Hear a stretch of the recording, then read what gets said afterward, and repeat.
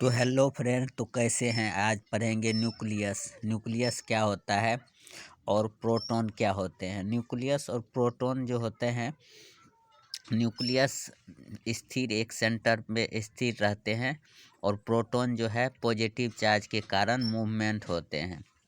तो चलिए एक बार पढ़ लेते हैं। बेसिक भाषा में तो पढ़ लिए। Introduction. In the previous class, we have learned that in every atoms. पिछले कक्षा में एटम्स के बारे में पढ़े थे। The positive charge and mass are then is concentrate at the center of the atom, forming its nucleus. इसका मतलब ये हुआ कि इसका चार्ज के कारण जो प्रोड्यूस होगा उसको हम प्रोटॉन कहेंगे और मास के कारण जो होगा उसको न्यूक्लियस कहेंगे। The overall dimension of nucleus are much smaller than these of a atoms. Experiment and scattering of alpha particles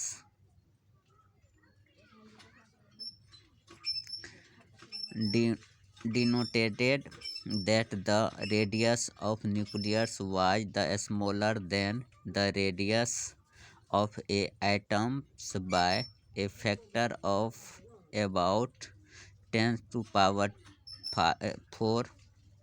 This means the volume of nucleus is about 10 to the power minus 12 times the volume of the atoms.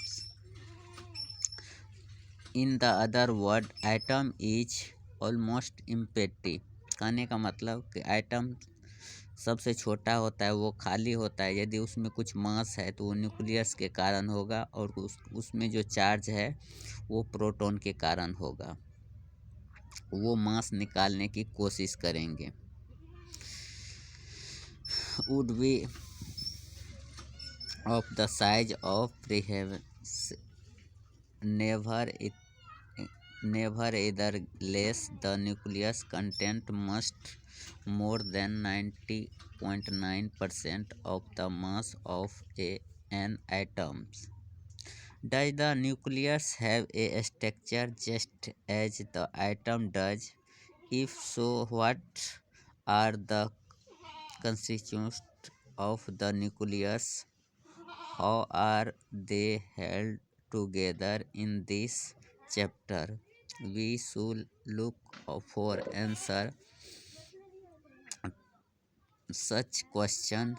Shall will discuss various property of nucleus such as size, mass, stability and also associated nucleus phenomena. Nucleus के बारे में कुछ size पढ़ेंगे, उसका मास पढ़ेंगे, उसका stability पढ़ेंगे और कुछ फिनोमेना है। रेडियो एक्टिविटी के बारे में पढ़ेंगे, फिजन पढ़ेंगे और फ्यूजन पढ़ेंगे। ये सब एटम के बारे में।